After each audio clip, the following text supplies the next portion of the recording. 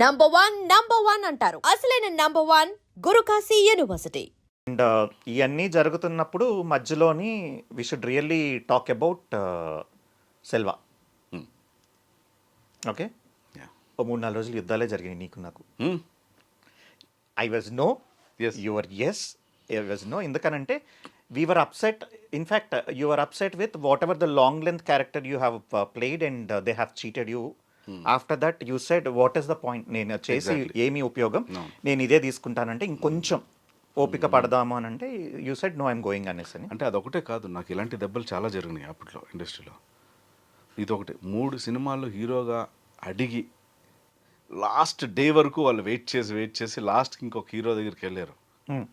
ఏంటి, రేపు ముహూర్తం షాట్ అనగా కూడా. Hmm. ఇవన్నీ జరిగిన తర్వాత ఇంకా నాకు వెక్స్ అయిపోయాను. Hmm. ఏంటి, where am I going, what am I doing. Hmm. So మనం జెన్యున్గా వెళ్తున్నాను, Hmm. కానీ ఈ పాలిటిక్స్ నాకు అర్థం అవ్వట్లేదు. ఆ పాలిటిక్స్ని అర్థం చేసుకునే అంత నాలెడ్జ్ కూడా నాకు లేదు. అంటే ఆ ఆలోచన లేదు నాకు ఎప్పుడు. నేను అన్ని పాజిటివ్గా తీసుకుంటాను. And I was an avid watcher of Mughal Reklu. I wanted to understand, probably that is the journey what you had with TV. Yeah, ఒకసారి how did it happen? See I don't know, it is like a blessing in disguise. Okay. తెలియకుండా silver screen మీద చేస్తూ టెలివిజన్కి వస్తే ఇండస్ట్రీలో ఒక చిన్న చూపు ఉంటుంది అన్న విషయం, ఆ అవగాహన నాకు లేక వచ్చాను.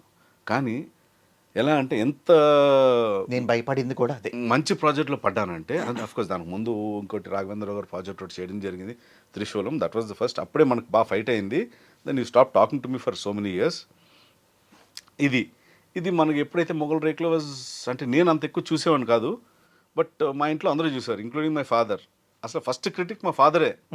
నువ్వు సెల్వా క్యారెక్టర్ చేయడం ఏంట్రా, నువ్వు He was a stardom, తనకి చాలా మంచి స్టార్డమ్ ఉండే. నువ్వు అసలు అని రీప్లేస్ చేయడం ఉన్నది తప్పు, నువ్వేంటి అబ్బాయి అంటే అబ్బాయి చాలా బాగుంటాడు, మంచి బాడీ, అది ఇది అన్నారు. సో మా ఫాదర్ నాకు అయింది, సరే డాడీ మీకు అర్థం అవ్వదు, నన్ను అడిగారు, నేను చేస్తున్నాను అన్నాను. సో ఈ దీంట్లోకి రావడం అన్నది it is like a blessing నిజంగా చెప్పాలంటే.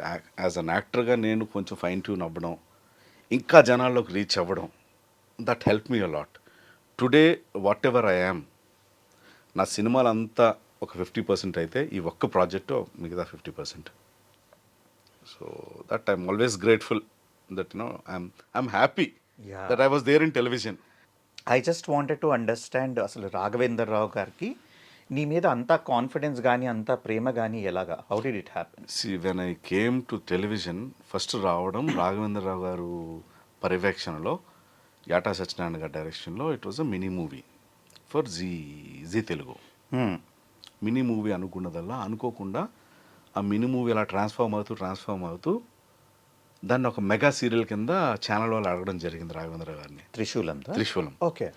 సో అప్పుడు నేను రెగ్యులర్గా ఆయన కలవడం, ఈ ప్రాజెక్ట్ సెలెక్ట్ అయిన తర్వాత ఒక ర్యాపో, ఒక గురు శిష్యులు ర్యాపో టైప్లో నేను ఎక్కువ వెళ్ళి కలవడం. ఆయన డే 1 నుంచి హీ వాజ్ ఆల్వేస్ ఎలాగంటే ఆయన శిష్యుని చూసుకున్నట్టే చూసుకునేవారు.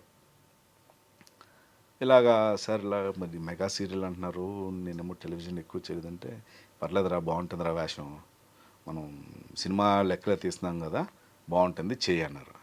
ఇంకా అంత పెద్ద ఆయన ప్రాజెక్టు నన్ను చేయమని నాకు ఇచ్చిన ఆఫర్ని నేను రిజెక్ట్ చేయడం కూడా మనకి తప్పు అనిపించింది అప్పట్లో. So I got in to television.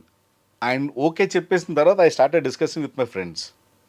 ప్రతి ఒక్కరు తిట్టాడు, ఆబ్వియస్లీ సినిమాల నుంచి టెలివిజన్కి ఎందుకు వెళ్తావురా, వద్దు అని. బట్ ఏంటంటే నేను మాట ఇచ్చేసాను, అండ్ నాకు more than my career and all నేను ఇచ్చిన మాట ఇంపార్టెంట్. ప్లస్ పెద్ద ఆయన రాఘవేంద్రరావు గారు. So that's how I got in to it. So ఆయన ఈ ప్రాసెస్లో ఎక్కువ నవి ఎపిసోడ్స్ ఎడిటింగ్ అయిన తర్వాత అన్నీ చూస్తూ ఉంటారు కదా. ఎప్పుడో ఒకరోజు అన్నారు, రే ఒకరోజు నువ్వు మన ఆఫీస్కి రా అన్నారు. వెళ్ళాను. వెళ్తే సడన్గా కృష్ణుడి వేషం. అవును.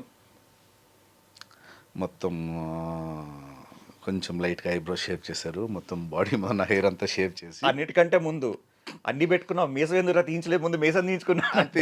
సార్ లేదు సార్ నాకు సినిమా షూటింగ్ ఉంది సార్ అంటే, నిన్ను నాకు కృష్ణుడి ముందు ఎలా కనిపిస్తారా అన్నారు. లేదు సార్ నాకు షూటింగ్ ఉంది సార్, రేపే ఉంది, ఏం పర్లేదు ఆర్టిఫిషియల్ మీసం పెట్టుకో అన్నారు. అయినా సరే ఆ రోజు మంగళవారం మంగళ షాప్ కోసం ఎత్తుక్కుంటా తిరిగాం, క్లోజ్డ్. ఓ యా అవును కదా. ఇది నాకు అసలు గుర్తులేదు. అవునవును. మంగళవారం అది ఆ రోజు ఆయన థీమ్ అన్నది. ఒక్క మంగళ షాప్ లేదు. మొత్తం అంతా తిరిగి తిరిగి ఫైనల్గా అదేదో ఇంత చిన్న బడ్డీ కొట్టు ఉంటే చేసినా? అక్కడ వెళ్ళి చేయించుకుని వచ్చాం. అక్కడ స్టార్ట్ అయ్యింది. ఆల్మోస్ట్ ఆయన మైథలాజికల్ ఏం చేసినా సరే అడాప్టేషన్ నాకు జరిగేది. ఎస్. కానీ అన్ఫార్చునేట్లీ ప్రాజెక్ట్లో చేయలేకపోయామండి. సినిమాల్లోకి వచ్చేటప్పుడు టెలివిజన్లో చాలా చేసాం. ఆయన పర్యవేక్షణలో చాలా చేసాం. సినిమాలకు వచ్చేటప్పుడు ఎందుకు మన షిర్డీ సాయిబాబా అది సినిమా చేస్తున్నప్పుడు ఒక క్యారెక్టర్కి పర్టికులర్గా గెటప్ వేయించి ఇదంతా గీసేయాలరా ఇది అని చెప్పి కూడా చేయించారు. నాకేమో కమిట్మెంట్స్ ఆల్రెడీ హాఫ్ కమిట్ అయిపోయిన సినిమా. ఫస్ట్ నుంచి కమిట్ అయ్యేదైతే విగ్ ఏదో పెట్టుకొని చేసేయచ్చు. సగం కమిట్ అయిపోయిన సినిమా చేయడానికి లేదు. ఆయనేమో ఎలా పిలుస్తారంటే రేపు మార్నింగ్ షూటింగ్ ఉంటే ఈరోజు పిలిచేవారు. అవును. పిలిచి అప్పుడు గెటప్ వేయించి రేపు నేను చేసుకోరాని వారు. ఆయన బాగా సింపుల్గా చెప్పి వెళ్ళిపోతారు పెద్ద. మనం ఏమో కొట్టుకుని చచ్చేవాళ్ళం. ఈ షూటింగ్ కాదంటే మళ్ళీ వీళ్ళ దగ్గర గొడవ. సో అది చేయలేకపోయాను. అండ్ రాజమౌళి గారు, వల్లి గారు, మన రమ గారు నీకు ఎప్పటి నుంచో తెలుసు ఆల్మోస్ట్, రైట్? అక్కడ వాళ్ళతో నీకు అంత పరిచయం ఉన్నా సరే కూడా I told you many times to go and approach for Baahubali. వెళ్ళలా. బాహుబలి టైంకి నాకు ఇంకో ప్రాబ్లం ఏంటంటే ఐ వాజ్ ఇన్ మొగల్ రేట్లు అప్పుడు ఇంకానే 1కా? ఓకే. 1కి. ఓకే. ఇంకా 1 or 2 ఒకేసారి జరిగింది షూటింగ్. 2 మళ్ళీ ఇంకో స్పెసిఫిక్గా కొన్ని యాడ్ చేశారు. రైట్.